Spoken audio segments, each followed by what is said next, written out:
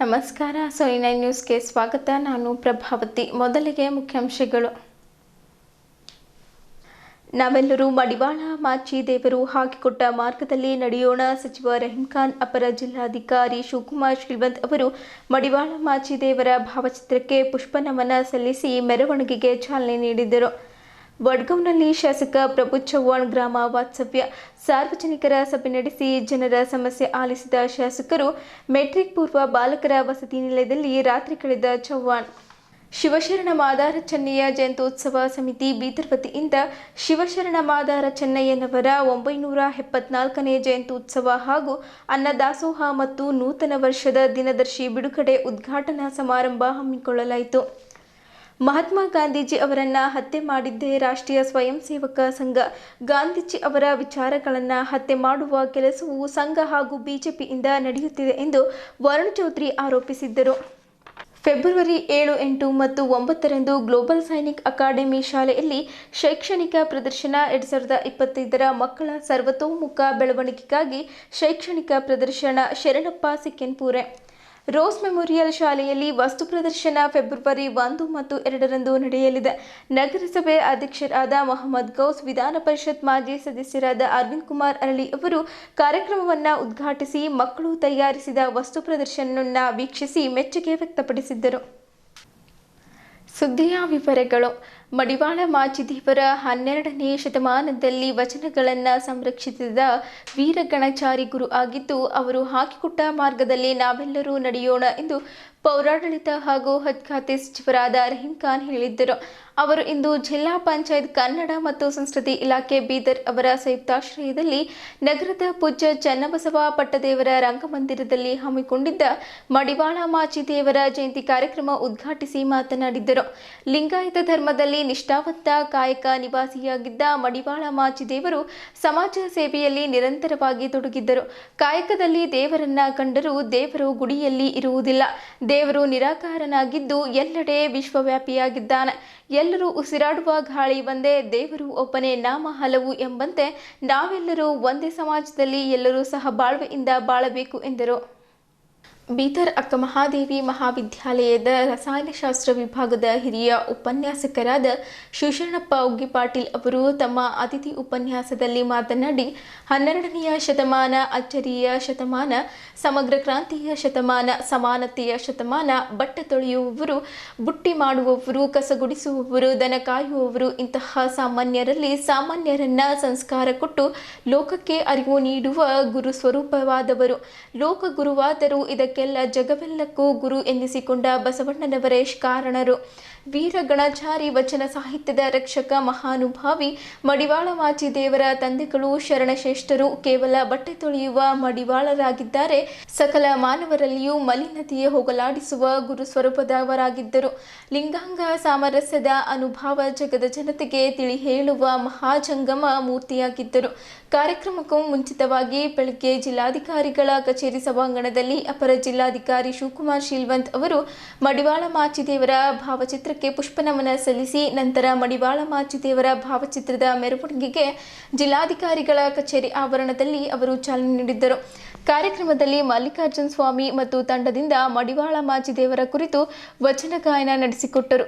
ಈ ಸಂದರ್ಭದಲ್ಲಿ ಅಪರ ಜಿಲ್ಲಾಧಿಕಾರಿ ಶಿವಕುಮಾರ್ ಶ್ರೀವಂತ್, ನಗರಸಭೆ ಅಧ್ಯಕ್ಷ ಮೊಹಮ್ಮದ್ ಗೌಸ್, ಕನ್ನಡ ಮತ್ತು ಸಂಸ್ಕೃತಿ ಇಲಾಖೆಯ ಸಹಾಯಕ ನಿರ್ದೇಶಕರಾದ ಸಿದ್ದರಾಮ್ ಸಿಂಧೆ, ಮಡಿವಾಳ ಮಾಚಿದೇವರ ಸಮಾಜದ ಜಿಲ್ಲಾಧ್ಯಕ್ಷ ಸುಭಾಷ್ ಮಡಿವಾಳ್, ಉಪಾಧ್ಯಕ್ಷ ಬಾಬುರಾವ್ ಮಡಿವಾಳ್ ಹಾಗೂ ಮುಖಂಡರಾದ ದಿಗಂಬರ್ ಮಡಿವಾಳ್, ಮಹೇಶ್ ಮಡಿವಾಳ್, ಶಿವಕುಮಾರ್ ಕಂದಗೂಳ್, ಅಶೋಕ್ ತೆಲಂಗ್, ದೀಪಕ್ ಮಡಿವಾಳ್, ಚನ್ನಬಸವ ಹೇಡಿ ಸೇರಿದಂತೆ ಇತರ ಸಮಾಜದ ಮುಖಂಡರು ಉಪಸ್ಥಿತರಿದ್ದರು.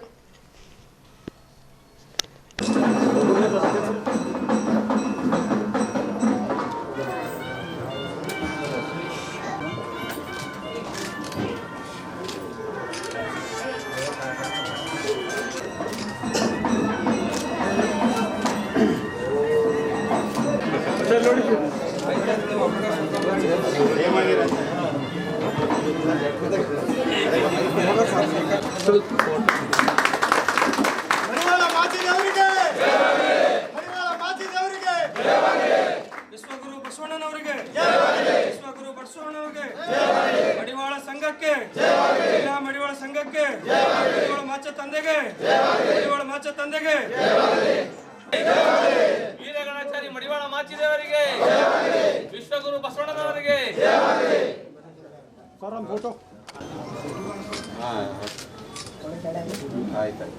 ಮಡಿವಾಳ ಸಂಘಕ್ಕೆ ಮಡಿವಾಳ ಸಂಘಕ್ಕೆ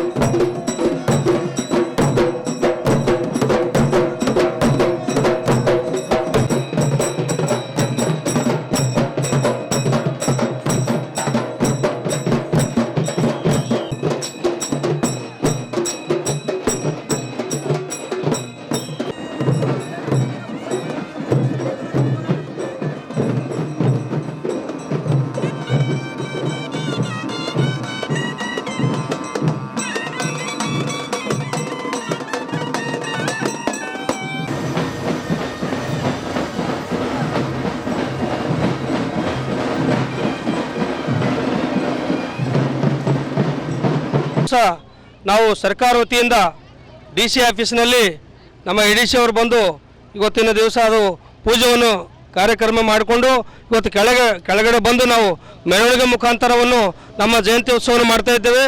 ಸುಮಾರು ಸಾವಿರಾರು ಜನ ನಮ್ಮ ಮಡಿವಾಳ ಕುಲ ಬಾಂಧವರು ಹಳ್ಳಿಯಿಂದ ಬೀದರ್ ಸಿಟಿಲಿಂದ ಎಲ್ಲರೂ ಬಂದಿದ್ದಾರೆ. ಅವರಿಗೂ ಕೂಡ ನಾನು ಎಲ್ಲರಿಗೂ ಧನ್ಯವಾದ ಹೇಳುತ್ತಾ ಇವತ್ತು ಪೇಪರ್ ಮಾಧ್ಯಮವರಿಗೂ ಕೂಡ ಧನ್ಯವಾದ ಹೇಳ್ತೇನೆ.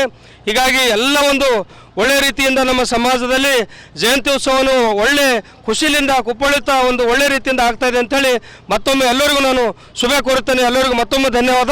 ವಿಶ್ವಗುರು ಬಸವಣ್ಣನವರಿಗೆ, ವೀರಗಣಾಚಾರಿ ಮಡಿವಾಳ ಮಾಚ ತಂದೆಗೆ, ಮಡಿವಾಳ ಸಂಘಕ್ಕೆ ವಂದನೆಗಳು ಸಲ್ಲಿಸ್ತೇನೆ.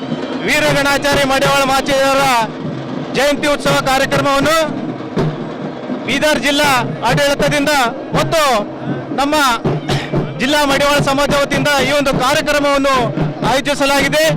ಈ ಒಂದು ಕಾರ್ಯಕ್ರಮದಲ್ಲಿ ಎಲ್ಲ ನಮ್ಮ ಮಡಿವಾಳ ಸಮಾಜದ ಎಲ್ಲ ಪದಾಧಿಕಾರಿಗಳು ಹಾಗೂ ನಮ್ಮ ಹಿರಿಯರು ಎಲ್ಲ ಈ ಒಂದು ಕಾರ್ಯಕ್ರಮದಲ್ಲಿ ಭಾಗವಹಿಸಿ ಈ ಒಂದು ಕಾರ್ಯಕ್ರಮ ಪ್ರತಿ ವರ್ಷದಂತೆ ಈ ವರ್ಷವೂ ಕೂಡ ಯಶಸ್ವಿಗೊಳಿಸಲಾಗಿದೆ. ಸರ್ಕಾರದ ವತಿಯಿಂದ ಮಡಿವಾಳ ಮಾಚಿದೇವರ ಜಯಂತಿಯನ್ನು ಸಮಾಜದ ತೊಗೂಡಿ ಅತಿ ವಿಜೃಂಭಣೆಯಿಂದ ಆಚರಿಸಲಾಗುತ್ತದೆ. ಅದಲ್ಲದೆ ಸಮಾಜದ ಬೀದರ್ ಜಿಲ್ಲೆಯ ಎಲ್ಲ ಮಡಿವಾಳ ಬಾಂಧವರು ಈ ಕಾರ್ಯಕ್ರಮಕ್ಕೆ ಆಗಮಿಸಿ ಈ ಕಾರ್ಯಕ್ರಮವನ್ನು ಶೋಭೆ ತಂದಿರುತ್ತಾರೆ. ಆದ ಕಾರಣ ಎಲ್ಲ ಮಡಿವಾಳ ಬಾಂಧವರಿಗೆ ನನ್ನ ಪರವಾಗಿ, ಜಿಲ್ಲಾ ಆಡಳಿತ ಪರವಾಗಿ ಮತ್ತು ನಮ್ಮ ಸಮಾಜದ ಪರವಾಗಿ ಹೃತ್ಪೂರ್ವಕ ವಂದನೆಗಳನ್ನು ಸಲ್ಲಿಸುತ್ತಾ ಈ ಮಡಿವಾಳ ಸಮಾಜ ಇದೇ ರೀತಿ ಮುಂದುವರಿಯಲಿ ಎಂದು ಹೇಳುತ್ತಾ ಈ ಮಾಜಿ ಸಚಿವರು ಹಾಗೂ ಔರಾದ್ಬಿ ಶಾಸಕರಾದ ಪ್ರಭು ಬಿ ಚವ್ಹಾಣ್ ಅವರು ತಾಲೂಕು ಮಟ್ಟದ ಅಧಿಕಾರಿಗಳ ಜೊತೆಗೆ ಔರಾದ್ಬಿ ತಾಲೂಕಿನ ವಡ್ಗೌಂಡಿ ಗ್ರಾಮದ ಹಿಂದುಳಿದ ವರ್ಗಗಳ ಕಲ್ಯಾಣ ಇಲಾಖೆಯ ಮೆಟ್ರಿಕ್ ಪೂರ್ವ ಬಾಲಕರ ವಸತಿ ನಿಲಯದಲ್ಲಿ ಗ್ರಾಮ ವಾಸ್ತವ್ಯ ಮಾಡಿದ್ದರು. ಇದಕ್ಕೂ ಮುನ್ನ ಗ್ರಾಮದಲ್ಲಿ ಸಾರ್ವಜನಿಕರ ಸಭೆ ನಡೆಸಿ ಜನತೆಯ ಸಮಸ್ಯೆಗಳನ್ನು ಆಲಿಸಿದ್ದರು. ಸ್ಥಳೀಯರು ಒಬ್ಬೊಬ್ಬರಾಗಿ ಗ್ರಾಮದಲ್ಲಿ ಆಗಬೇಕಿರುವ ಬೇಡಿಕೆಗಳನ್ನು ಸಲ್ಲಿಸಿದ್ದರು.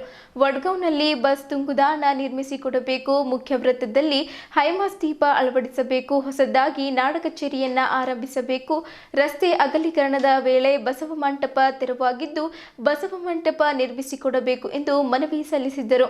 ಕುಡಿಯುವ ನೀರಿನ ಸರಬರಾಜು ಮಾಡಲು ಜಲ್ ಜೀವನ್ ಮಿಷನ್ ಯೋಜನೆ ಅನುಷ್ಠಾನಗೊಳಿಸಲಾಗಿದೆ. ಆದರೆ ಕೆಲಸ ಸರಿಯಾಗಿ ಆಗಿಲ್ಲ. ನೀರು ಸಮರ್ಪಕವಾಗಿ ಪೂರೈಕೆಯಾಗುತ್ತಿಲ್ಲ. ಸಂಬಂಧಪಟ್ಟ ಅಧಿಕಾರಿಗಳಿಗೆ ತಿಳಿಸಿ ಕೆಲಸ ಸರಿಪಡಿಸಬೇಕು. ನೀರಿನ ಸಮಸ್ಯೆಗೆ ಶಾಶ್ವತ ಪರಿಹಾರ ಕಲ್ಪಿಸಬೇಕೆಂದು ಗ್ರಾಮಸ್ಥರು ವಿನಂತಿಸಿದರು. ತಾಲೂಕು ಮಟ್ಟದ ಅಧಿಕಾರಿಗಳ ಜೊತೆಗೆ ಔರಾದ್ ಬಿ ತಾಲೂಕಿನ ವಡ್ಗೌಡಿ ಗ್ರಾಮದ ಹಿಂದುಳಿದ ವರ್ಗಗಳ ಕಲ್ಯಾಣ ಇಲಾಖೆಯ ಮೆಟ್ರಿಕ್ ಪೂರ್ವ ಬಾಲಕರ ವಸತಿ ನಿಲಯದಲ್ಲಿ ರಾತ್ರಿ ಶಾಸಕರಾದ ಪ್ರಭು ಚವ್ಹಾಣ್ ಗ್ರಾಮ ವಾಸ್ತವ್ಯ ಮಾಡಿದ್ದರು. ಇದಕ್ಕೂ ಮುನ್ನ ಗ್ರಾಮದಲ್ಲಿ ಸಾರ್ವಜನಿಕರ ಸಭೆ ನಡೆಸಿ ಜನತೆಯ ಸಮಸ್ಯೆಗಳನ್ನು ಆಲಿಸಿದ್ದರಲ್ಲದೆ ಸ್ಥಳೀಯರು ಗ್ರಾಮದಲ್ಲಿ ಆಗಬೇಕಿರುವ ಬೇಡಿಕೆಗಳನ್ನು ಸಲ್ಲಿಸಿದ್ದರು. ವಡ್ಗೌನಲ್ಲಿ ಬಸ್ ತಂಗುದಾಣ ನಿರ್ಮಿಸಿಕೊಡಬೇಕು. ಮುಖ್ಯ ವೃತ್ತದಲ್ಲಿ ಹೈಮಾಸ್ಟ್ ದೀಪ ಅಳವಡಿಸಬೇಕು. ಹೊಸದಾಗಿ ನಾಡ ಕಚೇರಿ ಆರಂಭಿಸಬೇಕು. ರಸ್ತೆ ಅಗಲೀಕರಣದ ವೇಳೆ ಬಸವ ಮಂಟಪ ತೆರವಾಗಿದ್ದು ಬಸವ ಮಂಟಪ ನಿರ್ಮಿಸಿಕೊಡಬೇಕು ಎಂದು ಮನವಿ ಸಲ್ಲಿಸಿದ್ದರು. ಕುಡಿಯುವ ನೀರಿನ ಸರಬರಾಜು ಮಾಡಲು ಜಲ್ ಜೀವನ್ ಮಿಷನ್ ಯೋಜನೆ ಅನುಷ್ಠಾನಗೊಳಿಸಲಾಗಿದೆ. ಆದರೆ ಕೆಲಸ ಸರಿಯಾಗಿ ಆಗಿಲ್ಲ. ನೀರು ಸಮರ್ಪಕವಾಗಿ ಪೂರೈಕೆಯಾಗುತ್ತಿಲ್ಲ. ಸಂಬಂಧಪಟ್ಟ ಅಧಿಕಾರಿಗಳಿಗೆ ತಿಳಿಸಿ ಕೆಲಸ ಸರಿಪಡಿಸಿಕೊಡಬೇಕು. ನೀರಿನ ಸಮಸ್ಯೆಗೆ ಶಾಶ್ವತ ಪರಿಹಾರ ಕಲ್ಪಿಸಬೇಕೆಂದು ಗ್ರಾಮಸ್ಥರು ವಿನಂತಿಸಿದ್ದರು. ಇದೇ ವೇಳೆ ಪಡಿತರ ಚೀಟಿ, ವೃದ್ಧಾಪ್ಯ ವೇತನ, ವಿಧವಾ ವೇತನ, ವಿಕಲಚೇತನರ ಸಮಸ್ಯೆಗಳನ್ನು ಆಲಿಸಿದ್ದರು. ಸಮಸ್ಯೆ ಶೀಘ್ರ ಇತ್ಯರ್ಥಪಡಿಸುವಂತೆ ಅಧಿಕಾರಿಗಳಿಗೆ ಸೂಚಿಸಿದ್ದರು. ಈ ಸಂದರ್ಭದಲ್ಲಿ ಶಾಸಕ ಪ್ರಭು ಚವ್ಹಾಣ್ ಅವರು ಮಾತನಾಡಿ, ಔರಾದ್ ಬಿ ಕ್ಷೇತ್ರವು ಶಿಕ್ಷಣ ಕ್ಷೇತ್ರದಲ್ಲಿ ಅಭಿವೃದ್ಧಿ ಸಾಧಿಸಬೇಕು. ಅಂಗನವಾಡಿ ಕೇಂದ್ರಗಳು ಸರಿಯಾಗಿ ಕೆಲಸ ಮಾಡಬೇಕು. ಪಂಚಾಯಿತಿಗಳು ತಮ್ಮ ಜವಾಬ್ದಾರಿಗಳನ್ನು ಅಚ್ಚುಕಟ್ಟಾಗಿ ನಿರ್ವಹಿಸಬೇಕು. ಸ್ಥಳೀಯ ಮಟ್ಟದಲ್ಲಿ ಕೆಲಸ ಮಾಡುವ ಅಧಿಕಾರಿಗಳು ಮತ್ತು ಸಿಬ್ಬಂದಿ ಜನರ ಸಮಸ್ಯೆಗಳಿಗೆ ಸ್ಪಂದಿಸುವಂತಾಗಬೇಕೆಂಬ ದಿಶೆಯಲ್ಲಿ ಕೆಲಸ ಮಾಡುತ್ತಿದ್ದೇನೆ ಎಂದರು. ಗ್ರಾಮ ಸಂಚಾರದ ವೇಳೆ ಸರ್ಕಾರಿ ಶಾಲೆಗಳಲ್ಲಿ ಸಾಕಷ್ಟು ಲೋಪದೋಷಗಳಿರುವುದು ಕಂಡುಬಂದಿದೆ. ಕೆಲವು ಶಿಕ್ಷಕರು ಸರಿಯಾಗಿ ಶಾಲೆಗೆ ಹೋಗುವುದಿಲ್ಲ, ತರಗತಿ ನಡೆಸುವುದಲ್ಲ. ಮಕ್ಕಳು ಹೆಚ್ಚಿರುವ ಕಡೆ ಶಿಕ್ಷಕರ ಕೊರತೆ ಇದೆ.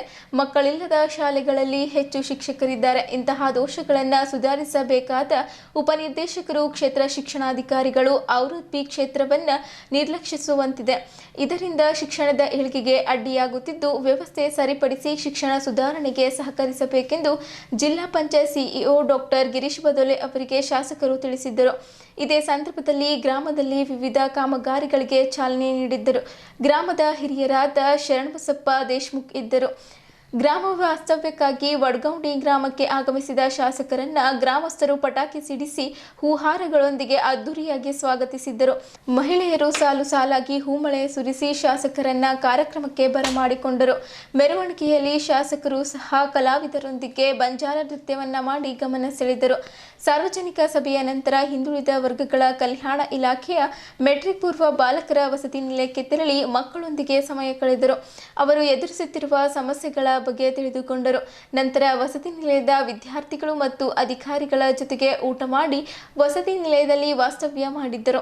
ಸಾರ್ವಜನಿಕ ಸಭೆಯಲ್ಲಿ ಜಿಲ್ಲಾ ಪಂಚಾಯತ್ ಮುಖ್ಯ ಕಾರ್ಯನಿರ್ವಾಹಕ ಅಧಿಕಾರಿಗಳಾದ ಡಾಕ್ಟರ್ ಗಿರೀಶ್ ಬದೋಲೆ, ತಹಶೀಲ್ದಾರ್ ಮಲ್ಶೆಟ್ಟಿ ಚಿದ್ರಿ, ತಾಲೂಕು ಪಂಚಾಯತ್ ಅಧಿಕಾರಿ ಮಾಣಿಕ್ರಾವ್ ಪಾಟೀಲ್, ಸಹಾಯಕ ನಿರ್ದೇಶಕರಾದ ಶಿವಕುಮಾರ್ ಘಾಡೆ, ಗ್ರಾಮ ಪಂಚಾಯತ್ ಅಧ್ಯಕ್ಷ ಕುಮಾರ್ ಹೇಡೆ, ಗ್ರಾಮೀಣ ಕುಡಿಯುವ ನೀರು ಮತ್ತು ನೈರ್ಮಲ್ಯ ಇಲಾಖೆಯ ಎಇಇ ಸುಭಾಷ್, ಜೆಸ್ಕಾಂ ಎಇಇ ರವಿ ಕಾರ್ಬಾರಿ, ತಾಲೂಕು ಆರೋಗ್ಯಾಧಿಕಾರಿ ಡಾಕ್ಟರ್ ಗಾಯತ್ರಿ, ಕೃಷಿ ಇಲಾಖೆಯ ಧೂಳಪ್ಪ, ಪಂಚಾಯತ್ ರಾಜ್ ಇಂಜಿನಿಯರಿಂಗ್ ಇಲಾಖೆಯ ವೆಂಕಟರಾವ್ ಶಿಂದೆ ಪ್ರಮುಖರಾದ ವಸಂತ್ ಬಿರಾದರ್, ದೊಂಡಿಪಾ ನರೋಟೆ, ರಾಮಶೆಟ್ಟಿ ಪನ್ನಾಳೆ, ಅರಹಂತ್ ಸಾವಳೆ, ಶಿವರಾಜ್ ಅಲ್ಮಜೆ, ಸಾಗರ್ ಪಾಟೀಲ್, ಖಂಡೂಬಾ ಗಂಗ್ಟೆ, ಅಶೋಕ್ ಅಲ್ಮಜೆ, ಮಂಜು ಸ್ವಾಮಿ, ರಾಮ್ಸಾ ಪಾಟೀಲ್ ಸೇರಿದಂತೆ ವಿವಿಧ ಇಲಾಖೆಗಳ ಅಧಿಕಾರಿಗಳು ಹಾಗೂ ಮುಖಂಡರು ಉಪಸ್ಥಿತರಿದ್ದರು.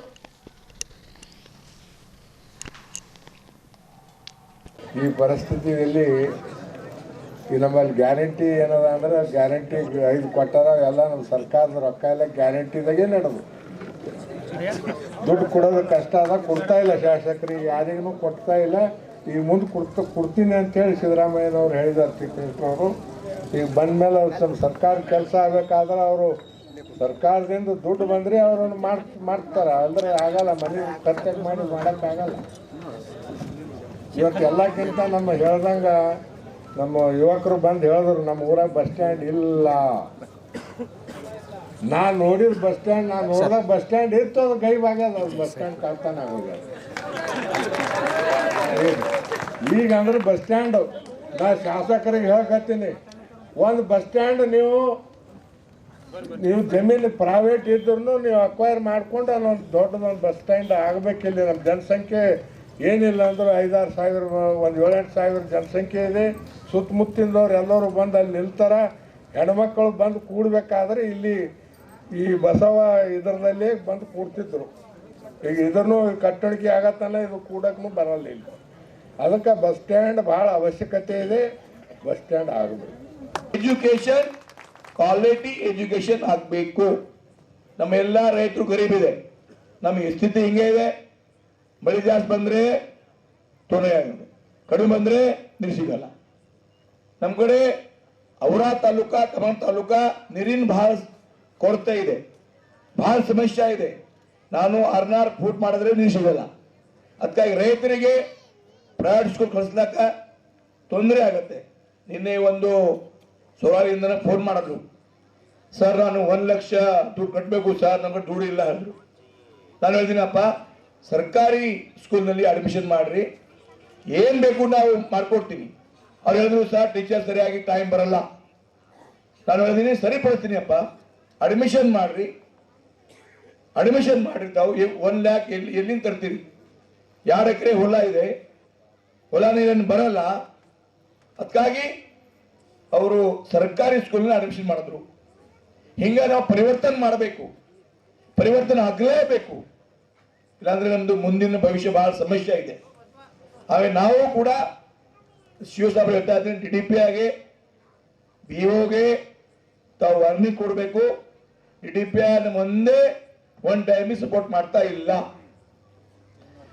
ಎಲ್ಲ ಅಧಿಕಾರಿ ಜೊತೆ ಅವ, BO ಜೊತೆ ಇಲ್ಲ. ನೋಡ್ರಿ, ತಾವು ನೋಡ್ರಿ, BO ಜೊತೆ ಇಲ್ಲ. ಆಲ್ ಅಧಿಕಾರಿ ಇದ್ದೆ, ಎಲ್ಲ ಅಧಿಕಾರಿ ನಮ್ಮ ಜೊತೆ ಇರ್ತಾರೆ. ಅವ್ರು BO ಸಪೋರ್ಟೇ ಮಾಡಲ್ಲ. ನಾನು ಯಾವ ತರ ಎಜುಕೇಶನ್ ಕ್ವಾಲಿಟಿ ಮಾಡಬೇಕು, ಯಾವ ತರ ನಾನು ಹೋಗ್ಬೇಕು, ಎಲ್ಲ ಕಡೆ ಸ್ಕೂಲ್ನಲ್ಲಿ ಬಹಳ ದೊಡ್ಡ ಪ್ರಾಬ್ಲಮ್ ಇದೆ. ಪಾಲಕರಿಗೆ ವಿನಂತಿ ಮಾಡ್ತಾ ಇದ್ದೀನಿ, ಟೀಚರ್ಗೆ ನಾನು ಸರಿಪಡಿಸ್ತೀನಿ, ಶಿವ ಜೊತೆ ಚರ್ಚೆ ಮಾಡ್ತಾ ಇದ್ದೀನಿ, ಹಿಡಿಬೇಗೆ ಚರ್ಚೆ ಮಾಡ್ತೀನಿ, ಕಮಿಷನರ್ಗೆ ಚರ್ಚೆ ಮಾಡ್ತೀನಿ. ನಮ್ಮ ಸಂಕಲ್ಪ ನಮ್ಮ ತಾಲೂಕಿನಲ್ಲಿ ಕ್ವಾಲಿಟಿ ಎಜುಕೇಶನ್ ಆಗಬೇಕು, ನಮ್ಮ ಗುರಿ ಇದೆ. ಅದಕ್ಕಾಗಿ ತಾವೆಲ್ಲ ಸಪೋರ್ಟ್ ಮಾಡಬೇಕು. ಕರ್ನಾಟಕ ಮಾದಿಗ ವೆಲ್ಫೇರ್ ಅಸೋಸಿಯೇಷನ್ ಹಾಗೂ ಶಿವಶರಣ ಮಾದಾರ ಚೆನ್ನಯ್ಯ ಅವರ ಜಯಂತ್ಯೋತ್ಸವ ಸಮಿತಿ ಬೀದರ್ ವತಿಯಿಂದ ಶಿವಶರಣ ಮಾದಾರ ಚೆನ್ನಯ್ಯನವರ 974ನೇ ಜಯಂತ್ಯೋತ್ಸವ ಹಾಗೂ ಅನ್ನದಾಸೋಹ ಮತ್ತು ನೂತನ ವರ್ಷದ ದಿನದರ್ಶಿ ಬಿಡುಗಡೆ ಕಾರ್ಯಕ್ರಮ ಅಂಗವಾಗಿ ಮಾದಿಗ ಸಮಾಜದ ಒಮ್ಮನಸ್ಸಿನ ಜಾಗೃತಿ ಸಮಾವೇಶ ಉದ್ಘಾಟನಾ ಸಮಾರಂಭವು ಡಾಕ್ಟರ್ ಬಾಪು ಜಗಜೀವನ್ ರಾಮ್ ಸಮುದಾಯ ಭವನದ ಆವರಣದಲ್ಲಿ ಹಮ್ಮಿಕೊಳ್ಳಲಾಯಿತು. ಈ ಕಾರ್ಯಕ್ರಮವನ್ನು ಶಿವಶರಣ ಮಾದಾರ ಚೆನ್ನಯ್ಯನವರ ಮೂರ್ತಿಗೆ ಮಾಲಾರ್ಪಣೆ ಮಾಡುವ ಮೂಲಕ ಕಾರ್ಯಕ್ರಮವನ್ನು ಉದ್ಘಾಟಿಸಿ ಬಸವ ಸೇವಾ ಪ್ರತಿಷ್ಠಾನ ಅಧ್ಯಕ್ಷರಾದ ಅಕ್ಕ ಗಂಗಾಂಬಿಕೆ, ಮಾದಾರ ಚೆನ್ನಯ್ಯ ಅರಿವು ಪೀಠ ಬಸವ ಕಲ್ಯಾಣದ ಪೂಜ್ಯ ಕಾಂತಸ್ವಾಮಿಗಳು, ನೂಲಿ ಚೆನ್ನಯ್ಯ ಗವಿ, ತ್ರಿಪುರಾಂತ ಬಸವ ಕಲ್ಯಾಣದ ಚಿತ್ರಮ್ಮ ತಾಯಿ ಇವರೆಲ್ಲರೂ ಸೇರಿ ಕಾರ್ಯಕ್ರಮವನ್ನು ಉದ್ಘಾಟಿಸಿ ಮಾದಾರ ಚೆನ್ನಯ್ಯನವರ ಬಗ್ಗೆ ಸಾರ್ವಜನಿಕರನ್ನ ಉದ್ದೇಶಿಸಿ ಮಾತನಾಡಿದರು.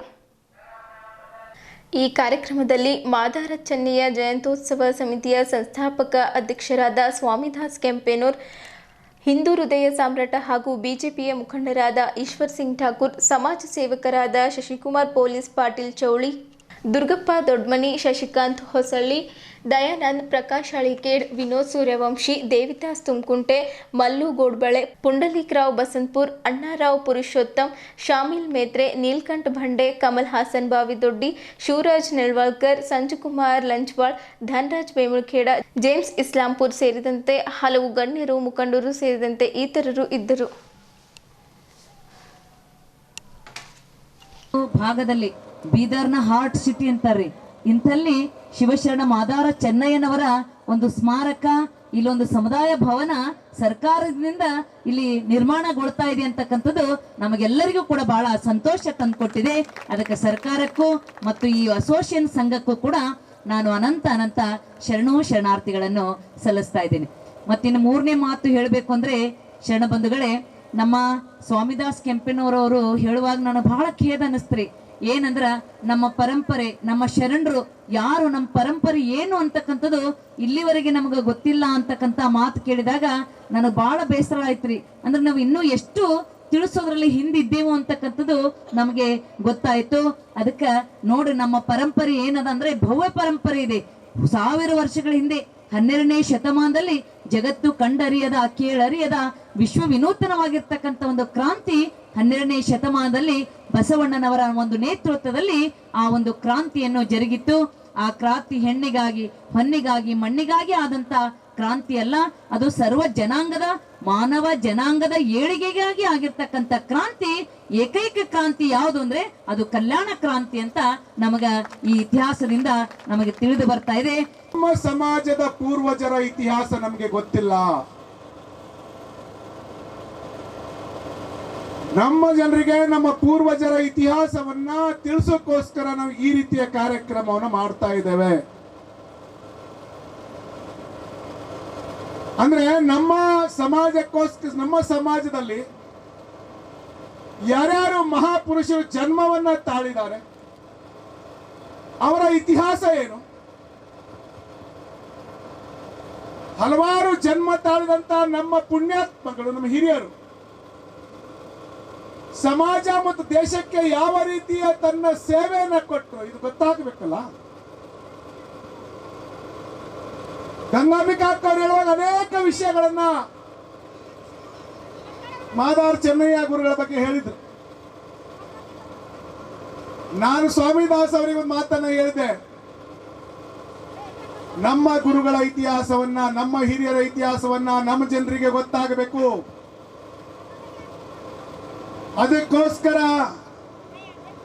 ನಮ್ಮ ಕಾರ್ಯಕ್ರಮಗಳಲ್ಲಿ ನಮ್ಮ ಸಮಾಜದ ಇತಿಹಾಸವನ್ನ ಹೇಳುವಂತಹ ಬುದ್ಧಿವಂತರನ್ನ ನಾವು ಕರೀಬೇಕು. ನಮ್ಮ SP ಸಾಹೇಬರು ಸುಧೀರ್ ಅಂತಿದ್ದರು. ಅವಾಗ ಹೇಳ್ದ, ಸರ್ ಇವತ್ತು ದೇಶದಲ್ಲಿ ತಾವೆಲ್ಲ IAS IPS ಆಗಬೇಕಾದ್ರ, ಇವತ್ತು ನಾವು ದೇಶದಲ್ಲಿ ಇರಬೇಕಾದ್ರ ಇವತ್ತು ಬಾಬಾ ಸಾಹೇಬರು ಎಷ್ಟು ಕಷ್ಟಪಟ್ಟು ಸಂವಿಧಾನ ರಚನೆ ಮಾಡಿ ನಮ್ಮ ಇಡೀ ದೇಶದಲ್ಲಿ ನಮ್ಮನ್ನು ಉಳಿಸ್ಕೊಂಡ್ರಲ್ಲ, ಅವ್ರಿಗೆ ಯಾಕೆ ಪರ್ಮಿಷನ್ ಬೇಕು ಸರ್? ತಾವು ಇದು ಜಗ ನಿಮ್ದಂತಲ್ಲ, ಫಾರಿಸ್ದವರಲ್ಲ, ಯಾವ್ದಿದ್ರು ಯಾರು ವ್ಯಕ್ತಿ ಸೇರಲ್ಲ, ಅವರು ಮೂರ್ತಿ ಮಾಡಿ ನಾವು ತೀರ್ತೀವಿ. ತಾವು ಏನು ಮಾಡಬೇಕು ಮಾಡ್ರಿ, ನಾವು ಫೈರಿಂಗ್ ಮಾಡ್ರಿ, ನಮ್ಮಲ್ಲಿ ಗೋಲಿ ಹೊಡ್ರಿ ಅಂತೇಳಿ ಅಲ್ಲಿ ಬೆಳಗ್ಗೆ ಕುಂತೇವೆ ನಾವು. ಮತ್ತು ಬೆಳಗ್ಗೆ 6 ಗಂಟೆಗೆ ನ್ಯೂಟನ್ಗೊಂಡು ಡೈರೆಕ್ಷನ್ ಮಾಡಿ ಅವ್ರಿಗೆ ಪರ್ಮಿಷನ್ ಕೊಡ್ರಪ್ಪ ಅಂತೇಳಿ ಅವತ್ತಿನ ಕಾರ್ಯಕ್ರಮದಲ್ಲಿ ಸುಮಾರು ಒಂದು 10,000 ಜನ ಸೇರಿತ್ತು ಬಂಧುಗಳು. ಇವತ್ತು ಅದಾದ ನಂತರ ನಾವು ಈ ಸ್ಥಳದಲ್ಲಿ ಬಂದು ಜಗ ಪರಿಶೀಲನೆ ಮಾಡಿದ್ವು. ಇವತ್ತು ಆ ಅಧಿಕಾರಿಗಳು ಪಾಪ ಕರ್ನಾಟಕ ರಾಜ್ಯದಲ್ಲಿ ನಾಯಕರೇ ಗಂಗಾಂಬಿಕಾ ತಹಶೀಲ್ದಾರ್ ಇದ್ದರು. ಯಾರು ಸಮಾಜ ಪರವಾಗಿ ಕೆಲಸ ಮಾಡ್ತಾರ ಅಂತ ಅಧಿಕಾರಿಗಳು ಬೀದರ್ನಲ್ಲಿ ಹುಡುಗಳಿಲ್ಲ. ಸಮಾಜ ಪರವಾಗಿ ಯಾರು ಕೆಲಸ ಮಾಡ್ತಾರ ಅಧಿಕಾರಿಗಳು ಅಂತವರಿಗೆ ಅವ್ರು ಲಿಕ್ಕಲ್ರು. ಬಸವಣ್ಣನವರ ಸಮಕಾಲೀನವರಲ್ಲ, ಬಸವಣ್ಣನವರ ಪೂರ್ವದ ಯುಗದ ಮಾದಾರ ಚೆನ್ನಯ್ಯನವರು. ಬಸವಣ್ಣರು ಇವರಿಗೆ ವ್ಯತ್ಯಾಸನೇ ಇರಲಿಲ್ಲ ಅಂತ 200 ವರ್ಷ ಅಂತ ವ್ಯತ್ಯಾಸ. ಇದು ಸಾಹಿತಿ ಹಿಂದೆ ತಿಳ್ಕೊಂಡು ಬರ್ತದೆ. ಹಾಗಾಗಿ ಅಂತಂತಂದ್ರೆ ಬಸವ ಪೂರ್ವದ ಶರಣರಂತ ಅಂತಂತೇನು ಹೇಳ್ತಾರೆ, ಅದು ಶುದ್ಧ ತಪ್ಪು ಅಂತ ನಾನು ಹೇಳ್ತೇನೆ ಈ ವೇದಿಕೆ ಮೇಲೆ. ಬಸವಣ್ಣವರು ಒಂದು ವಚನ ಹೇಳ್ತಾರೆ, ಆದ್ಯರ ವಚನ ಪರುಷ ಕಂಡಣ್ಣ ಅಂತ. ಅದರಕ್ಕೆ ಕೈ ಉದರಕಿಸಿ ಕೂಡಲ ಸಂಗನ ಶರಣರ ವಚನ ಬೇವುದಂತ ಹೇಳ್ತಾರೆ. ಆದ್ಯರ ವಚನಗಳು ಇದ್ದು ಅಂತಂತೆ ಅವ್ರು ಬಸವಣ್ಣವರು ಹೇಳ್ತಾರೆ, ಆದ್ಯರ ವಚನ ಅಂತ ಹೇಳಿ. ಮಾದಾರ ಚೆನ್ನಯ್ಯ ಅಂತಂತಂದ್ರೆ ಬಹಳ ಒಂದು ಶ್ರೇಷ್ಠ. ಯಾಕಂದ್ರೆ ಈ ಒಂದು ಕಾರ್ಯಕ್ರಮ ನಮ್ಮ ಸಮಾಜದಲ್ಲಿರ್ತಕ್ಕಂಥ, ನಮ್ಮ ಮನೆಯಲ್ಲಿರ್ತಕ್ಕಂಥ ನಮ್ಮ ಹೆಣ್ಮಕ್ಳಿಗೂ ಕೂಡ ಮಾದಾರ ಚೆನ್ನಯ್ಯರ ಬಗ್ಗೆ ನಾವು ಜ್ಞಾನ ಕೊಡಬೇಕಾಗ್ಯದ, ನಮ್ಮ ಪೂರ್ವಜರ ಬಗ್ಗೆ ಜ್ಞಾನ ಕೊಡಬೇಕಾಗ್ಯದ ಅಂದಾಗ ಎಲ್ಲರೂ ಕೂಡ ಒಮ್ಮನಸ್ಸಿನಿಂದ ಈ ಒಂದು ಸಮಾವೇಶಕ್ಕೆ ಸಹಕರಿಸಿ ಇವತ್ತು ಈ ಕಾರ್ಯಕ್ರಮವನ್ನು ಯಶಸ್ವಿ ಮಾಡಲಿಕ್ಕೆ ನಮ್ಮ ಸಮಾಜದ, ನಮ್ಮ ಒಮ್ಮನಸ್ಸಿನ ಸಮಾಜದ ಮುಖಂಡರು ಕೂಡ ಎಲ್ಲರಿಗೂ ಕೂಡ ಈ ಯಶಸ್ಸು ಅವರಿಗೆ ಸಲ್ಲುತ್ತದಂತಕ್ಕಂಥ ಮಾತನ್ನು ಹೇಳ್ತೀನಿ. ಮತ್ತು ವಿಶೇಷವಾಗಿ ಮಾದಾರ ಚೆನ್ನಯ್ಯನವರ ಒಂದು ದಾಸೋಹ ಪರಂಪರೆಯನ್ನು ನಾವು ಉಳಿಸ್ಕೊಂಡು ಬರ್ತಾ ಇದ್ದೀವಿ. ಈ ಒಂದು ಪರಂಪರೆಯಲ್ಲಿ ದಾಸೋಹ ಕೂಡ ಮಾಡ್ತಾ ಇದ್ದೀವಿ, ಅನ್ನದಾಸೋಹ ಕೂಡ ಮಾಡ್ತಾ ಇದ್ದೀವಿ, ಒಬ್ಬರೊಬ್ಬರು ಪರಸ್ಪರವಾಗಿ ಪ್ರೀತಿಯನ್ನು ತೋರಿಸ್ತಾ ಇದ್ದೀವಿ, ಸಮಾಜವನ್ನು ಕಟ್ತಾ ಇದ್ದೀವಿ. ಮತ್ತು ಮಾದಾರ ಚೆನ್ನಯ್ಯನವರ ವಚನ ವಿಜಯೋತ್ಸವ ಇವತ್ತು ನಾವು ಹೇಳ್ತಾ ಇದ್ರು ವೇದಿಕೆ ಮೇಲೆ 10 ವಚನಗಳಿವೆ ಅಂತೆ. ಸಾಕಷ್ಟು ವಚನಗಳಿವೆ, ಅವು ಹೊರ ಬರಬೇಕಾಗಿದೆ. ಸಂಶೋಧನೆ ನಡೀತಾ ಇದೆ. ಸರ್ಕಾರಕ್ಕೆ ನಾವು ಒಮ್ಮನಸ್ಸಿನ ಸಮಾಜದ ವತಿಯಿಂದ ಕೂಡ ನಾವು ಆಗ್ರಹವನ್ನು ಮಾಡ್ತೇವೆ. ಹೆಚ್ಚಿನ ಮಟ್ಟದಿಂದ ಸಮಾಜದಲ್ಲಿ ವಚನಗಳು ಬರಬೇಕು. ಮತ್ತು ವಿಶೇಷವಾಗಿ ಮಾದಾರ ಚೆನ್ನಯ್ಯವರ ಕಲ್ಯಾಣ ಮಂಟಪ ಜಿಲ್ಲೆ ಮತ್ತು ನಗರ ಹಾಗೂ ಹೋಬಳಿ ಮಟ್ಟದಲ್ಲಿ ಕೂಡ ಚಾಲನೆ ಕೊಡಬೇಕು ಅಂತ ಸರ್ಕಾರಕ್ಕೆ ನಾವು ಮನವಿ ಮಾಡ್ತಾ ಇದ್ದೀವಿ. ತೆರೆದ ವಾಹನದಲ್ಲಿ ರಾಷ್ಟ್ರೀಯ ವಿದ್ಯಾರ್ಥಿ ಕಾಂಗ್ರೆಸ್ ರಾಷ್ಟ್ರೀಯ ಅಧ್ಯಕ್ಷ ವರುಣ್ ಚೌಧರಿ ಅವರ ಮೆರವಣಿಗೆ ನಡೆಯಿತು. ರಾಷ್ಟ್ರೀಯ ಸ್ವಯಂ ಸೇವಕ ಸಂಘವನ್ನು ನಿಷೇಧಿಸಬೇಕು ಎಂದು ಒತ್ತಾಯಿಸಿ ರಾಷ್ಟ್ರೀಯ ವಿದ್ಯಾರ್ಥಿ ಕಾಂಗ್ರೆಸ್ ರಾಷ್ಟ್ರೀಯ ಅಧ್ಯಕ್ಷ ವರುಣ್ ಚೌಧರಿ ಅವರು ಬೀದರ್ ನಗರದಲ್ಲಿ ಬೀದರ್ ಉಪವಿಭಾಗಾಧಿಕಾರಿ ಮೊಹಮ್ಮದ್ ಶಕೀಲ್ ಅವರಿಗೆ ಮನವಿ ಪತ್ರ ಸಲ್ಲಿಸಿದರು. ತೆರೆದ ವಾಹನದಲ್ಲಿ ವಿದ್ಯಾರ್ಥಿ ಕಾಂಗ್ರೆಸ್ ರಾಷ್ಟ್ರೀಯ ಅಧ್ಯಕ್ಷರ ಮೆರವಣಿಗೆ ಜೈ ಬಾಪು ಜೈ ಸಂವಿಧಾನ ಜೈ ಭೀಮ್ ಕಾರ್ಯಕ್ರಮ ರಾಷ್ಟ್ರೀಯ ವಿದ್ಯಾರ್ಥಿ ಕಾಂಗ್ರೆಸ್ ವತಿಯಿಂದ ಮಹಾತ್ಮ ಗಾಂಧೀಜಿ ಹುತಾತ್ಮರಾದ ದಿನದ ಪ್ರಯುಕ್ತ ನಗರದ ಅಂಬೇಡ್ಕರ್ ವೃತ್ತದಲ್ಲಿ ಜೈ ಬಾಪು ಜೈ ಸಂವಿಧಾನ ಜೈ ಭೀಮ್ ಕಾರ್ಯಕ್ರಮ ನಡೆಯಿತು. ರಾಷ್ಟ್ರೀಯ ವಿದ್ಯಾರ್ಥಿ ಕಾಂಗ್ರೆಸ್ ರಾಷ್ಟ್ರೀಯ ಅಧ್ಯಕ್ಷ ವರುಣ್ ಚೌಧರಿ ಮಾತನಾಡಿ, ಮಹಾತ್ಮ ಗಾಂಧೀಜಿ ಅವರನ್ನ ಹತ್ಯೆ ಮಾಡಿದ್ದೇ ರಾಷ್ಟ್ರೀಯ ಸ್ವಯಂ ಸೇವಕ ಸಂಘ. ಗಾಂಧೀಜಿ ಅವರ ವಿಚಾರಗಳನ್ನು ಹತ್ಯೆ ಮಾಡುವ ಕೆಲಸವು ಸಂಘ ಹಾಗೂ ಬಿಜೆಪಿಯಿಂದ ನಡೆಯುತ್ತಿದೆ ಎಂದು ಆರೋಪಿಸಿದ್ದರು. ರಾಷ್ಟ್ರೀಯ ಸ್ವಯಂ ಸೇವಕ ಸಂಘವನ್ನು ನಿಷೇಧಿಸಬೇಕು, ಸಂಘದ ಮುಖ್ಯಸ್ಥ ಮೋಹನ್ ಭಾಗವತ್ ಅವರನ್ನು ಬಂಧಿಸಬೇಕು ಎಂದು ಆಗ್ರಹಿಸಿದ್ದರು. ಕರ್ನಾಟಕ ಸರ್ಕಾರ ಮಹಾತ್ಮ ಗಾಂಧೀಜಿ ಅವರ ವಿಚಾರಗಳ ಮೇಲೆ ಕಾರ್ಯನಿರ್ವಹಿಸುತ್ತಿದೆ ಎಂದು ಹೇಳಿದ್ದರು. ರಾಷ್ಟ್ರೀಯ ಸ್ವಯಂ ಸೇವಕ ಸಂಘದ ನಿಷೇಧಕ್ಕೆ ಒತ್ತಾಯಿಸಿ ಇದೇ ವೇಳೆ ಬೀದರ್ ಉಪವಿಭಾಗಾಧಿಕಾರಿ ಮೊಹಮ್ಮದ್ ಶಕೀಲ್ ಅವರಿಗೆ ಮನವಿ ಪತ್ರ ಸಲ್ಲಿಸಿದರು. ವಿದ್ಯಾರ್ಥಿ ಕಾಂಗ್ರೆಸ್ ರಾಷ್ಟ್ರೀಯ ಪ್ರಧಾನ ಕಾರ್ಯದರ್ಶಿಯೂ ಆದ ಸಂಸತ್ ಸಾಗರ್ ಖಂಡ್ರೆ, ರಾಷ್ಟ್ರೀಯ ಸಂಯೋಜಕ ಮೊಹಮ್ಮದ್ ಫಿರೋಜ್ ಖಾನ್, ರಾಜ್ಯ ಘಟಕ ಅಧ್ಯಕ್ಷ ಕೀರ್ತಿ ಗಣೇಶ್, ಬೀದರ್ ಜಿಲ್ಲಾ ಘಟಕದ ಅಧ್ಯಕ್ಷ ಸಚಿನ್ ಮಲ್ಕಾಪುರ್, ಪಶುವೈದ್ಯಕೀಯ ವಿಶ್ವವಿದ್ಯಾಲಯ ಘಟಕದ ಅಧ್ಯಕ್ಷ ಇಮ್ರಾನ್ ಖಾನ್, ಪಕ್ಷದ ಮುಖಂಡರು ಪಾಲ್ಗೊಂಡಿದ್ದರು. ಇದಕ್ಕೂ ಮುನ್ನ ನಗರದ ನೂರ್ ಪದವಿ ಪೂರ್ವ ಕಾಲೇಜು ಬಳಿ ಫಿರೋಜ್ ಖಾನ್ ಅವರು ತಮ್ಮ ನೂರಾರು ಬೆಂಬಲಿಗರೊಂದಿಗೆ ವರುಣ್ ಚೌಧರಿ ಅವರನ್ನು ಸ್ವಾಗತಿಸಿ ಬರಮಾಡಿಕೊಂಡರು. ಅಲ್ಲಿಂದ ಅವರನ್ನು ತೆರೆದ ವಾಹನದಲ್ಲಿ ಬಸವೇಶ್ವರ ವೃತ್ತಕ್ಕೆ ಕರೆತರಲಾಯಿತು. ಶಿವಾಜಿ ವೃತ್ತದ ಮಾರ್ಗವಾಗಿ ಅಂಬೇಡ್ಕರ್ ವೃತ್ತದವರೆಗೆ ಕೈಯಲ್ಲಿ ಮಹಾತ್ಮ ಗಾಂಧೀಜಿ, ಡಾಕ್ಟರ್ BR ಅಂಬೇಡ್ಕರ್ ಅವರ ಭಾವಚಿತ್ರ ದೀವಟಿಗೆಯೊಂದಿಗೆ ಮೆರವಣಿಗೆ ಜರುಗಿತು. बीदर जिला के स्टूडेंट सब कुछ आपके साथ में, हमेशा इमीडिएटली उसको रिजाइन करना और भारत का संविधान को बचाना. इसके लिए ये आज जो मेमोरेंडम बीदर जिले के असिस्टेंट कमिश्नर शकील साहब को दिया जा रहा है, ये जो मेमोरेंडम है. आज मैं कर्नाटक के बीदर डिस्ट्रिक्ट में आया हूँ और उस दिन आया हूँ मैं बार बार मीडिया के साथियों से भी बोल रहा था कि आज का दिन पूरे देश के लिए, कांग्रेस पार्टी के लिए, हम छात्रों के लिए, हम नौजवानों के लिए, बुजुर्गों के लिए, भाइयों बहनों के लिए बहुत, मैं बोलूँ कि बहुत सैड और बहुत दुखद दिन भी होता है. तो क्यों होता है कि आज ही के दिन महात्मा गांधी जी की हत्या करी गई थी. आज इस हमारा जो मशाल जुलूस था, इसमें आके सांसद मेरा छोटा भाई सागर मेरे साथ मौजूद था, जिसने मुझे निमंत्रण दिया. कीर्ति ने बोला कि हम 30 तारीख का दिन यहाँ बिदर में मुझे बुलाने का इन्होंने निमंत्रण दिया था, तो मैंने कहा था 30 तारीख के दिन हम आते हैं और गांधी जी को नमन करेंगे. मेरे साथ मेरे और भी NSY के इधर साथी हैं, तेलंगाना का स्टेट प्रेसिडेंट स्वामी हैं, हमारी नेशनल टीम के सदस्य हैं, फहाद हैं, सब लोग हैं, हमारे कर्नाटक स्टेट टीम के साथी हैं मनीष और सब लोग.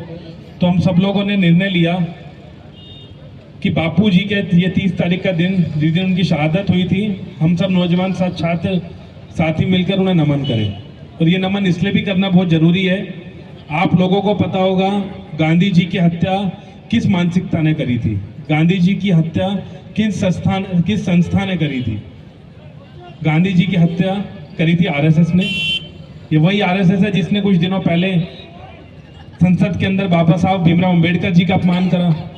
ये वही मानसिकता है जिसके चीफ ने कुछ दिनों पहले ये बोला गया कि देश की आज़ादी 1947 में नहीं मिली थी. ये वही RSS है जो बार बार महिलाओं को लेकर विभिन्न तरह की टिप्पणियां करती है. ये वही RSS है जो बार बार दलितों को, पिछड़ों को, आदिवासियों को ऊपर टिप्पणियां करती है. ये वही RSS है जो हमारे देश के विश्वविद्यालय को देश के स्कूलों को, देश के कॉलेजेस को, डिग्री कॉलेजेस में बार बार नफरत का पैगाम लेकर जाती है। ये वही आरएसएस है जो रोज पार्लियामेंट के अंदर नए नए बिल लेकर आती है, और बिलों का विरोध हमारे साथ में बैठे मेरे नौजवान साथी सागर भी कर रहे हैं, जो आरएसएस से संसद में लड़ रहे हैं। तो हमने ये निर्णय भी लिया।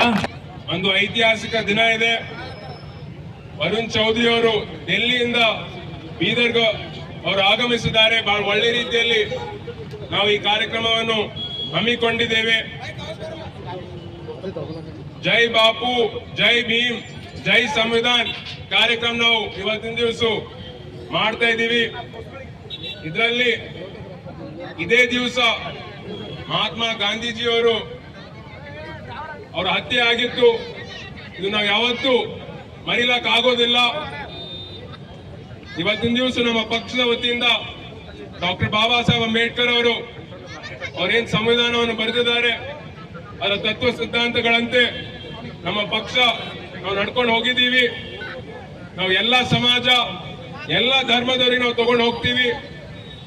ನಾವು ಯಾವತ್ತೂ ಧರ್ಮ ಸಮಾಜದಲ್ಲಿ, ಜಾತಿಯಲ್ಲಿ ಭೇದ ಭಾವ ನಮ್ಮ ಪಕ್ಷ ಯಾವತ್ತೂ ಮಾಡಿಲ್ಲ, ಮುಂದೇನೂ ಮಾಡಲ್ಲ. ವಿರೋಧ ಪಕ್ಷದವರು ಧರ್ಮದಲ್ಲಿ, ಜಾತಿಯಲ್ಲಿ ಜಗಳ ಹಚ್ತಾರೆ. ಆದ್ರೆ ನಮ್ಮ ಪಕ್ಷ, ಕಾಂಗ್ರೆಸ್ ಪಕ್ಷ ಎಲ್ಲರಿಗೂ ತಗೊಂಡು ಹೋಗೋದೊಂದು ನಮ್ಮ ತತ್ವ ಸಿದ್ಧಾಂತ ಇದೆ. ಆರ್ಎಸ್ಎಸ್ ನವರು ಹಾಗೂ ಕೋಮುವಾದಿಗಳನ್ನು ಗಾಂಧೀಜಿಯವರ ಸಿದ್ಧಾಂತವನ್ನು ಒಪ್ಪಕ್ಕೆ ಸಾಧ್ಯ ಆಗ್ತಿರ್ಲಿಲ್ಲ. ಅವತ್ತು ಡಾಕ್ಟರ್ ಬಾಬಾ ಸಾಹೇಬ್ ಅಂಬೇಡ್ಕರ್ ಅವರ ಸಂವಿಧಾನ ರಚನೆ ಮಾಡಬೇಕಾದ್ರೂ ಕೂಡ ಆರ್ಎಸ್ಎಸ್ ನವರು ವಿರೋಧ ಮಾಡಿದರು. ಇವತ್ತು ಬಾಬಾ ಸಾಹೇಬ್ ಅಂಬೇಡ್ಕರ್ ಅವರು ಇವತ್ತು ಸಂವಿಧಾನ ನಾವು 2024ರಲ್ಲಿ ಸಂಸದರ ಎಲೆಕ್ಷನ್ ಬಂದಾಗ ನಾವು ಭಾರತ ಸಂವಿಧಾನವನ್ನು ಚೇಂಜ್ ಮಾಡ್ತೀವಿ, ಸಂವಿಧಾನವನ್ನು ಬದಲಾವಣೆ ಮಾಡ್ತೀನಿ ಅಂತ ಹೇಳಿ ಕೆಲವು ಸಂಸದರು ಬಹಿರಂಗಿ ವ್ಯಕ್ತಪಡಿಸಿದರು. ಅದೇ ರೀತಿ ನಮ್ಮ ದೇಶದ ಒಬ್ಬ ಗೃಹ ಮಂತ್ರಿ ಅಮಿತ್ ಶಾ ಅವರು ಹೇಳ್ತಾರೆ, ನಾವು ಸಂವಿಧಾನ ಬದಲಿಗೆ ಬೇರೆ ದೇವರಿಗೆ ನೆನೆದ್ರೆ ನಾವು ನಮಗೆಲ್ಲ ಒಳ್ಳೇದಾಗ್ತದೆ. ಬಾಬಾ ಸಾಹೇಬ್ ಅಂಬೇಡ್ಕರ್ ಅವರ ಹೆಸರು ತಗೊಳ್ಳೋಕ್ಕಿಂತ ಮುಂಚೆ ಬೇರೆ ಜೈ ಶ್ರೀರಾಮ್ ಅಂತ ಹೆಸರು ತಗೋಬೇಕು, ನಮಗೆಲ್ಲ ಒಂದು ಪುಣ್ಯ ಸಿಕ್ತಂತಾನೆ. ಅವನು ಅಮಿತ್ ಶಾ ಅವರು, ನಾನು ಹೇಳಕ್ ಇಷ್ಟಪಡ್ತೀನಿ, ಅಮಿತ್ ಶಾ ಇವತ್ತು ಗೃಹ ಮಂತ್ರಿ ಆಗಿದಂದ್ರೆ ಬಾಬಾ ಸಾಹೇಬರ ಸಂವಿಧಾನದಿಂದ ಆಗಿರಬೇಕು. ಇವತ್ತು ನಮ್ಮ ದೇಶದ ನರೇಂದ್ರ ಮೋದಿ ಚಾಮರವರು ಇವತ್ತು ನಮ್ಮ ದೇಶದ ಪ್ರಧಾನಮಂತ್ರಿ ಆಗಿದಾರಂದ್ರೆ ಇವತ್ತು ಬಾಬಾ ಸಾಹೇಬ್ ಬರೆದಿರುವ ಸಂವಿಧಾನ ಕಾರಣ.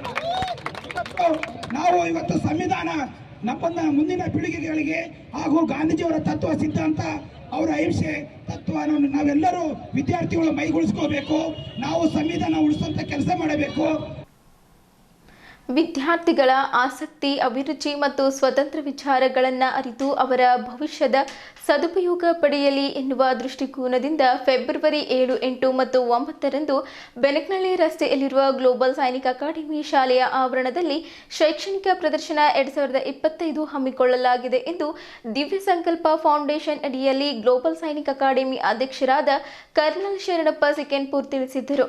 ಗ್ಲೋಬಲ್ ಸೈನಿಕ್ ಅಕಾಡೆಮಿ ಶಾಲಾ ಸಭಾಂಗಣದಲ್ಲಿ ಕರೆದ ಸುದ್ದಿಗೋಷ್ಠಿ ಉದ್ದೇಶಿಸಿ ಮಾತನಾಡಿದ ಅವರು, ಪ್ರತಿಯೊಬ್ಬರೂ ಸಾಂಪ್ರದಾಯಿಕವಾಗಿ ಶಾಲಾ ವಾರ್ಷಿಕೋತ್ಸವ ಆಚರಣೆ ಮಾಡುತ್ತಾರೆ.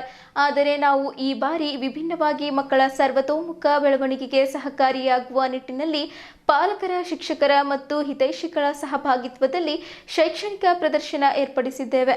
ಇದರಲ್ಲಿ ಮಕ್ಕಳು ತಮ್ಮ ಆಸಕ್ತಿ ಇರುವ ವಿಷಯದ ಮೇಲೆ ಮಾದರಿಗಳನ್ನು ತಯಾರಿಸಿ ಮಾಡಿಕೊಂಡು ಅದರ ವಿವರಣೆ ನೀಡುತ್ತಾರೆ. ಹೆಚ್ಚಿನ ಸಂಖ್ಯೆಯಲ್ಲಿ ಪಾಲ್ಗೊಂಡು ಯಶಸ್ವಿಗೊಳಿಸಬೇಕೆಂದು ಸಿಕೆನ್ಪುರ್ ಅವರು ವಿನಂತಿಸಿದರು. ಇದು ಮಕ್ಕಳ ಜ್ಞಾನಾರ್ಜನೆ, ಸ್ಮರಣೆ ಮತ್ತು ಪ್ರಾಯೋಗಿಕತೆಗೆ ಸ್ಫೂರ್ತಿ ನೀಡುತ್ತದೆ ಎಂದರು. ನಮ್ಮಲ್ಲಿ ತರಬೇತಿ ಪಡೆದು ಇದುವರೆಗೆ 471 ಅಭ್ಯರ್ಥಿಗಳು ಭಾರತೀಯ ಸಶಸ್ತ್ರ ಪಡೆಗಳು ಮತ್ತು ಅರೆ ಸೈನಿಕ ಸೇವೆಗಳಿಗೆ ಆಯ್ಕೆಯಾಗಿದ್ದಾರೆ. ಹೀಗಾಗಿ ಈ ಬಾರಿ ಸಾಂಪ್ರದಾಯಿಕ ವಾರ್ಷಿಕೋತ್ಸವದ ಬದಲಾಗಿ ಶೈಕ್ಷಣಿಕ ಪ್ರದರ್ಶನ ನಡೆಸಲಾಗುತ್ತಿದೆ. ಇದರ ಮೂಲ ಉದ್ದೇಶ ವಿದ್ಯಾರ್ಥಿಗಳಿಗೆ ತಮ್ಮ ಕಲಿಕೆ ಮತ್ತು ಶೈಕ್ಷಣಿಕ ಸಾಧನೆಗಳನ್ನು ಪ್ರದರ್ಶಿಸಲು ಅವಕಾಶ ಒದಗಿಸುತ್ತದೆ. ಈ ಪ್ರದರ್ಶನವು ವಿಮರ್ಶಾತ್ಮಕ ಚಿಂತನೆ, ಸಂಶೋಧನೆ ಮತ್ತು ಪ್ರಸ್ತುತಿ ಕೌಶಲ್ಯಗಳನ್ನು ಉತ್ತೇಜಿಸುತ್ತದೆ.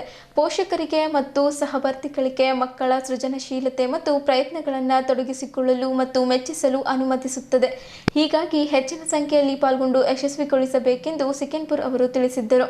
ಗ್ಲೋಬಲ್ ಸೈನಿಕ್ ಅಕಾಡೆಮಿ ಶಾಲೆಯ ಪ್ರಾಚಾರ್ಯರಾದ ಸಮೋದ್ ಮೋಹನನ್ ಅವರು ಮಾತನಾಡಿ, ಈ ಶೈಕ್ಷಣಿಕ ಪ್ರದರ್ಶನದಲ್ಲಿ ಎಲ್ಲ ವಿಷಯಗಳ ಒಳಗೊಂಡಂತೆ ವಿವಿಧ ವಿಷಯಗಳ ಗುಂಪುಗಳನ್ನಾಗಿ ವಿಂಗಡಣೆ ಮಾಡಲಾಗಿದೆ.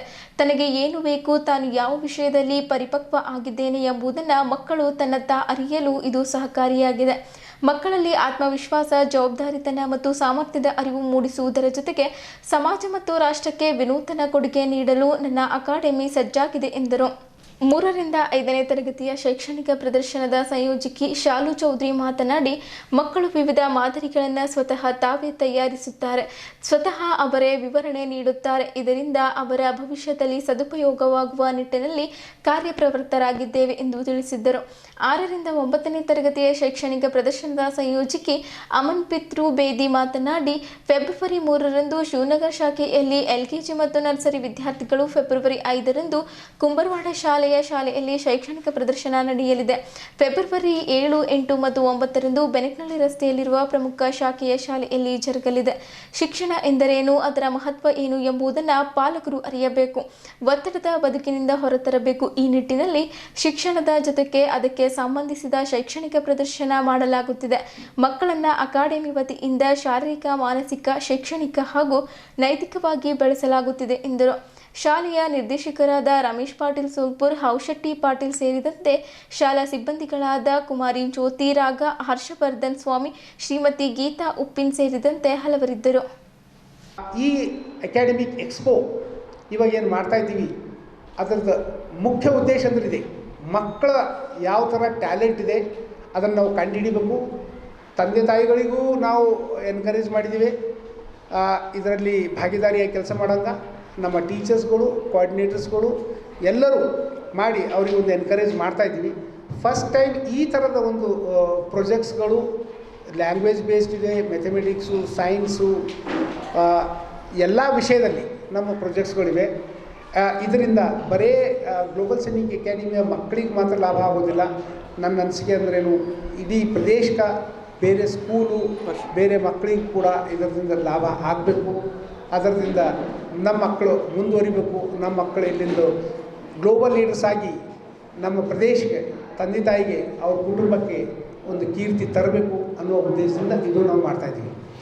हमारे स्कूल में अभी हम बच्चों के लिए इतना अच्छा एक प्लेटफॉर्म इसलिए बनाया है कि बच्चों अभी 8th क्लास पहुंचने तक बच्चों का इंटरेस्ट, बच्चों को खुद को पता चलना चाहिए, क्योंकि एक बच्चों को समझ में नहीं आया था उनका कौन से सब्जेक्ट में उनको अच्छा प्रेजेंट कर सकता है और कौन से सब्जेक्ट में उनको बहुत बढ़िया तरीके से परफॉर्म कर सकता है और what is his talent.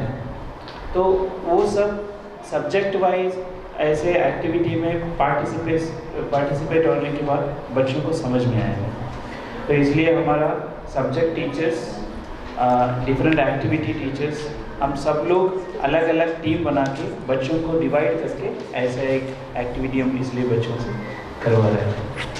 Expo का जो मेन मकसद है वो है बच्चों में टैलेंट ढूंढना. It is learning beyond the text books.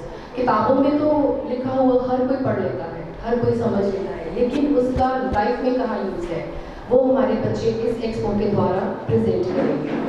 हर बच्चे को मौका दिया गया है अपने इंटरेस्ट के हिसाब से अपना एग्जिबिट ढूंढने का. ठीक है, बच्चे अपने हिसाब से अपने इंटरेस्ट को मद्देनजर रखते हुए टॉपिक्स चूज किए हैं सबने.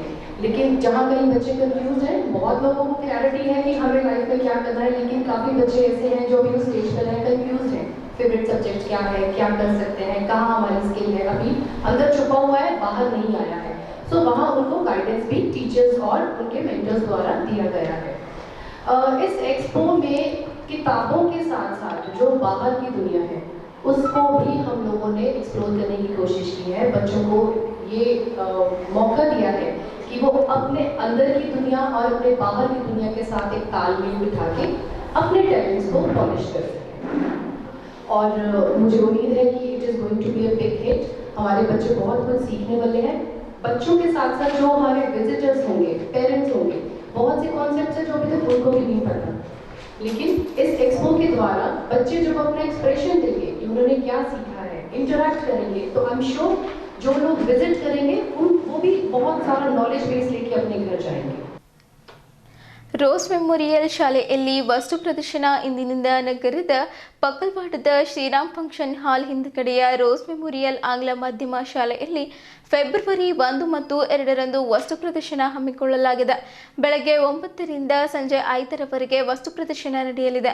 ವಿದ್ಯಾರ್ಥಿಗಳು ಸ್ವತಃ ತಯಾರಿಸಿದ ಮಾದರಿಗಳನ್ನು ಪ್ರದರ್ಶನಕ್ಕೆ ಇಡಲಿದ್ದಾರೆ ಎಂದು ಶಾಲೆಯ ಅಧ್ಯಕ್ಷ ಫಿಲೋಮನ್ ರಾಜ್ ಪ್ರಸಾದ್ ತಿಳಿಸಿದ್ದರು. ಸೆಂಟ್ ಪಾಲ್ ಮೆಥಡಿಸ್ಟ್ ಚರ್ಚ್ ಜಿಲ್ಲಾ ಮೇಲ್ವಿಚಾರಕರಾದ ನೆಲ್ಸನ್ ಸುಮಿತ್ರ, ನಗರಸಭೆ ಅಧ್ಯಕ್ಷ ಮಹಮ್ಮದ್ ಗೌಸ್, ವಿಧಾನ ಪರಿಷತ್ ಮಾಜಿ ಸದಸ್ಯ ಅರವಿಂದ್ ಕುಮಾರ್ ಅರಳಿ, ನಗರಸಭೆ ಸದಸ್ಯರಾದ ಆಜಮ್ ಖಾನ್ ಇವರೆಲ್ಲರೂ ಕಾರ್ಯಕ್ರಮವನ್ನು ಉದ್ಘಾಟಿಸಿ ವಸ್ತು ಪ್ರದರ್ಶನ ವೀಕ್ಷಿಸಿದ್ದರು. ಅಲ್ಲದೆ ರೆವರೆಂಡ್ ಸೈಮನ್, ರೆವರೆಂಡ್ ತುಕಾರಾಂ, ಶಾಲೆಯ ಪ್ರಾಂಶುಪಾಲರಾದ ಸುಧೀರ್, ಉಪಪ್ರಾಂಶುಪಾಲರಾದ ರೆನೋಲ್ಡ್ ಆಶೀರ್ವಾದ್, ಸಂಸ್ಥೆಯ ಕಾರ್ಯದರ್ಶಿ ಸ್ವರೂಪರಾಣಿ, ಸುಪ್ರಿಯಾ, ಸುರೇಖಾ ಸೇರಿದಂತೆ ಶಾಲಾ ಶಿಕ್ಷಕರು, ಪಾಲಕರು, ಮಕ್ಕಳು ಸೇರಿದಂತೆ ಇತರರು ಇದ್ದರು.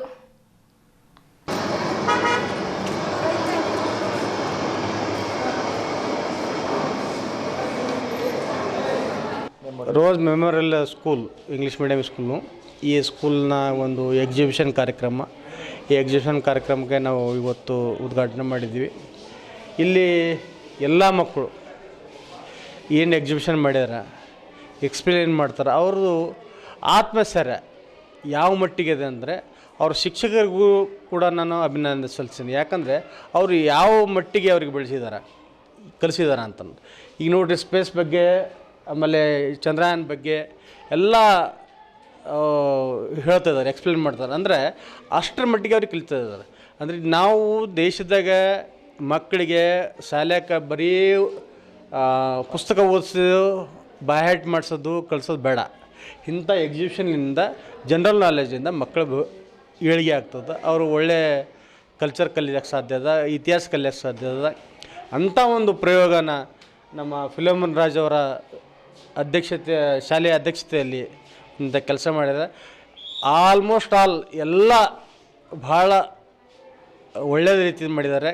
ಅವ್ರ ಶಿಕ್ಷಕರು ಕೂಡ ಮಕ್ಕಳಿಗೆ ಅಷ್ಟೇ ಪರ್ಫೆಕ್ಟಾಗಿ ಎಕ್ಸ್ಪ್ಲೇನ್ ಕಲಿಸಿದ್ದಾರೆ. ಅದು ಬೇರೆ ಬೇರೆ ಯಾವುದೇ ಒಂದು ಸ್ಪೇಸ್ ಆಯಿತು, ಈಗ ವಾಟರ್ ಪೊಲ್ಯೂಷನ್ ಬಗ್ಗೆ ಆಯಿತು, ಎನ್ವೈರನ್ಮೆಂಟ್ ಬಗ್ಗೆ ಆಯಿತು, ಎಲ್ಲ ಒಂದು ಅಂದರೆ ಮಕ್ಕಳಿಗೆ ಒಂದೇ ಬರೀ ಬುಕ್ ವರ್ಮ್ ಆಗೋದು ಬೇಡ, ಇಂಥವ್ರು ಎಲ್ಲ ಜನರಲ್ಲಿ ಇರಬೇಕು ಅನ್ನೋ ಒಂದು ಕಾನ್ಸೆಪ್ಟ್ ಇಟ್ಕೊಂಡು ಸಂಸ್ಥೆಯವರು ಮಾಡ್ತಾಯಿದ್ದಾರೆ. ಅದಕ್ಕೆ ಸಂಸ್ಥೆಯವ್ರಿಗೆ ಕೂಡ ನಾನು ಈ ಒಂದು ಇದರಲ್ಲಿ ಅವರಿಗೆ ಅಭಿನಂದನೆ ಸಲ್ತೀನಿ. ಅದ್ರಿಗೆ ಹೆಚ್ಚಿಗಾಗಿ ಇವರು ಅಲ್ಲದೆ ಇವರು ಶಿಕ್ಷಕರಿಗೆ ಏನು ಪಾತ್ರ ವಹಿಸಿದಾರಲ್ಲ, ಆ ಶಿಕ್ಷಕರ ಒಂದು ಏನು ಪ್ರಯತ್ನ ಪಡ್ತಾ ಇದ್ದಾರೆ, ಆ ಪ್ರಯತ್ನಕ್ಕೆ ನಾನು ಸ್ಲೋಟ್ ಹೇಳಕ್ಕೆ ಬಯಸ್ತೀನಿ. ಎಕ್ಸಿಬಿಷನ್ ಮಕ್ಕಳು ಅವರ ಒಂದು ಪ್ರತಿಭೆ ತೋರಿಸೋ ಕಡೆಯಿಂದ ಈ ಒಂದು ಕಾರ್ಯಕ್ರಮವನ್ನು ಹಮ್ಮಿಕೊಂಡಿದ್ದೇವೆ. ಇದರಲ್ಲಿ ಸುಮಾರು ನರ್ಸರಿನಿಂದ ಹಿಡ್ಕೊಂಡು 10ನೇ ಕ್ಲಾಸ್ವರೆಗೆ ಮಕ್ಕಳೆಲ್ಲರೂ ಭಾಗವಹಿಸಿದ್ದಾರೆ. ಇದರಲ್ಲಿ ಸೋಲಾರ್ ಸಿಸ್ಟಮ್ ಇರ್ಬೋದು, 7 ವಂಡರ್ಸ್ ಆಫ್ ದ ವರ್ಲ್ಡ್ ಇರ್ಬೋದು, ಜಂಗಲ್ ಅಂದರೆ ಫಾರೆಸ್ಟು ಎನ್ವೈರ್ಮೆಂಟ್ ಹೇಗಿರುತ್ತೆ ಅಂತ ಇರ್ಬೋದು, ಆಮೇಲೆ ಡೈಜೆಸ್ಟಿವ್ ಸಿಸ್ಟಮ್ ಇರ್ಬೋದು, ಹಾರ್ಟ್ ಹೇಗಿದೆ, ಹೇಗೆ ಫಂಕ್ಷನ್ ಮಾಡ್ತಾ ಅಂತ ಇರ್ಬೋದು, ಆಮೇಲೆ ಹಿಸ್ಟಾರಿಕಲ್ ಮಾನ್ಯುಮೆಂಟ್ಸ್ ಆಫ್ ಬೀದರ್ ಅದು ಕೂಡ ಏನದ ಅಂದ್ರೆ ಇದರೊಳಗೆ ಪ್ರದರ್ಶನ ಮಾಡಲಾಗಿದೆ.